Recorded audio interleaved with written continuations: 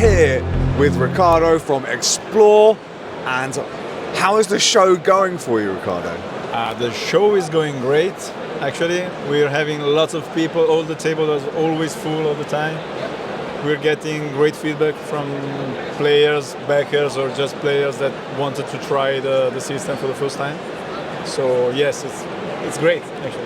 Excellent, good stuff. Can you tell us about the system? What is it that you're showing off? Okay, we're showing Teburu, and Teburu is this board, basically. This board below the game itself is a sensorized board that communicate directly with a device or more devices.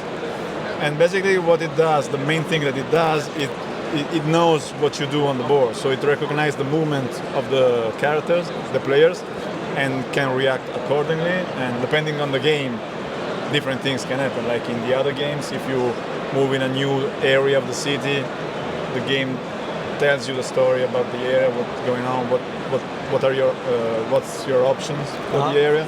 Here you're battling a big monster, so sometimes, as you just experienced, yes, as soon as you move close to it, it reacts and attacks you unexpectedly, and then you have to learn how the monster behaves and what are these attacks. And that's what we're presenting here. Amazing. You have digital dice as well, which was really awesome. We also have digital dice, so you roll the dice and the app already automatically knows the result. Yeah. And does all the calculation for you. So it's super you can focus on the action. Absolutely. And so the digital board, you can put almost any overlay on top of it. Yeah. The idea is that we call it like a console for board games. Yeah.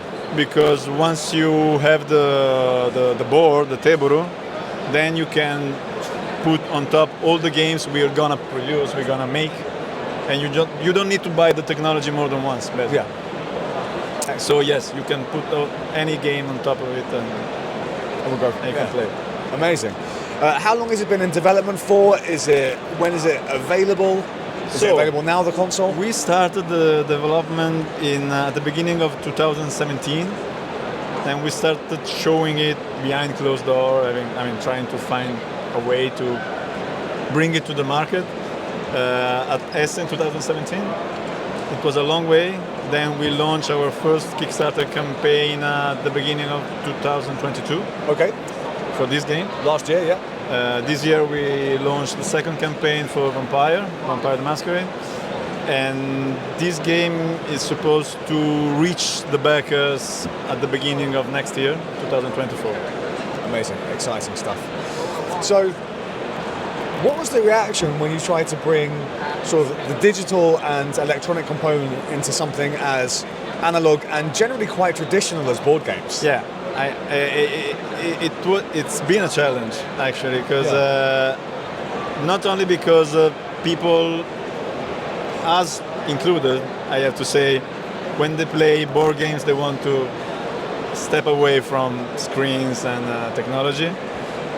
But the main concept we started from for the project, we wanted to keep it a board game, an actual board game, a real board game, a true board game. So we wanted people to gather around the table, look at the board, focus on the physical components, and having the technology enhance the experience, help with the experience, not taking the main stage, not taking all the focus. We didn't want players to spend time looking all the time at the screen, but we wanted them to spend most of the time looking at the physical components, like you do in a normal board game. Yeah, absolutely. So, and the reaction, the best reaction, the reaction I like the most since the first time we started showing to players, to people, the technology, the game, the platform, is when you meet people that are skeptical. It's like, I don't like technology in board game. They sit down, they play, and at the end of the game they say, this is fantastic. I love it. Excellent. I didn't expect that, and this is the best reaction for me. Best possible it's like reaction. Converted. Yeah, absolutely. A convert to it. It's amazing. So this game here is like a boss battler.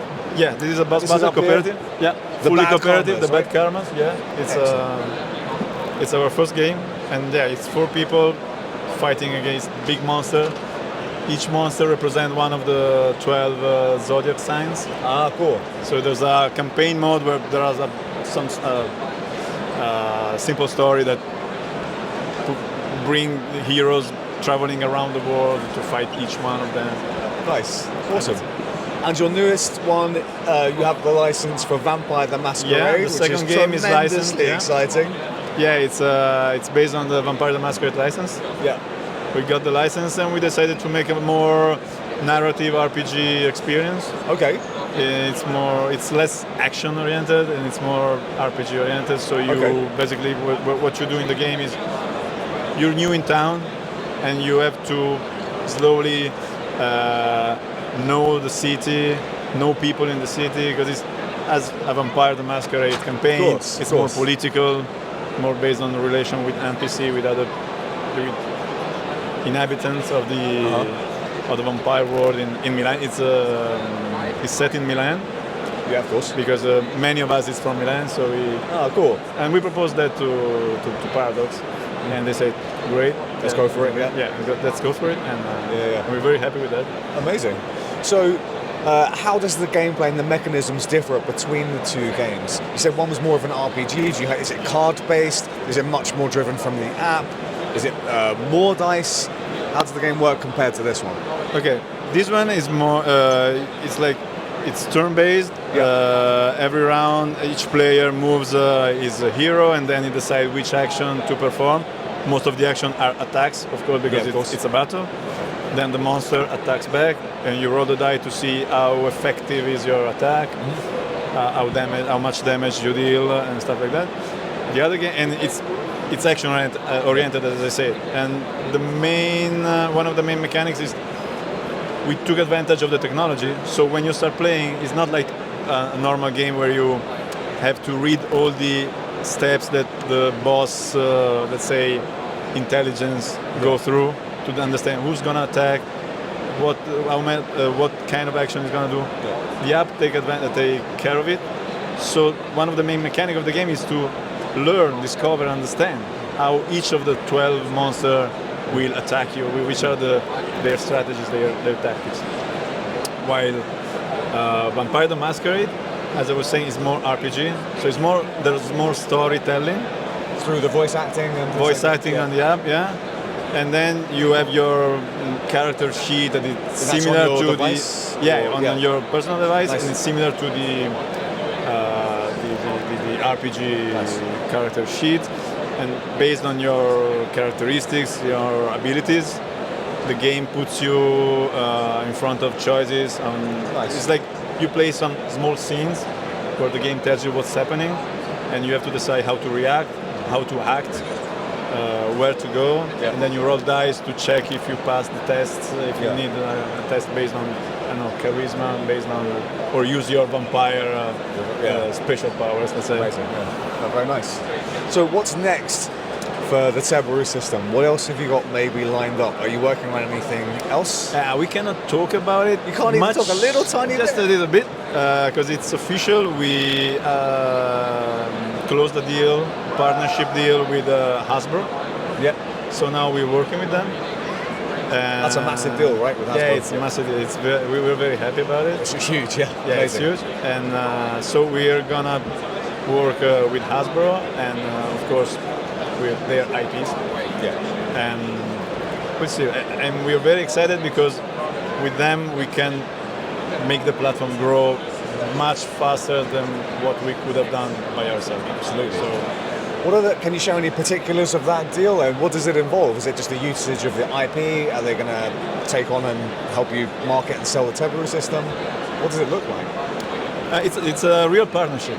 We're collaborating with them on a creative level and also on a more business level. Yeah, of course. So yes, everything is still working new. out. We're still starting now, so amazing. Cannot say much more. No, that's fair enough. Okay, excellent. What's your We'll see. Yeah, we'll see. What's your favourite thing about the system? If you've got someone out there at Xplored this weekend that's skeptical, what could you say to convince them to come and try it out? First, as I already said, it's like playing a board game. It's not like playing a video game or something hybrid. I mean, it is hybrid technically, Yeah. but it feels like playing a board game. But in a different, I mean, when you play it, you feel that something is different and something that cannot be achieved any other way. So that's the best thing for me, and I really like the fact that with this technology, it's very easy to create game experience where you have to explore and discover things that you don't know, because when you open the box, there's no manual, there's nothing written, you cannot spoil the game. You have to play it and unravel what's waiting for you. Absolutely. We played it and we had an absolute blast, and I'd never played it before. It was completely new to me, so absolutely give it a go.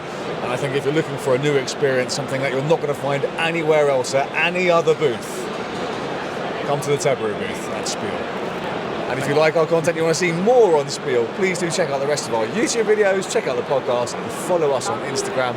Ricardo, thank you so much for spending time with us, and thank you for showing us the Teburu system. It was awesome. Thank you. Cheers. Thank you.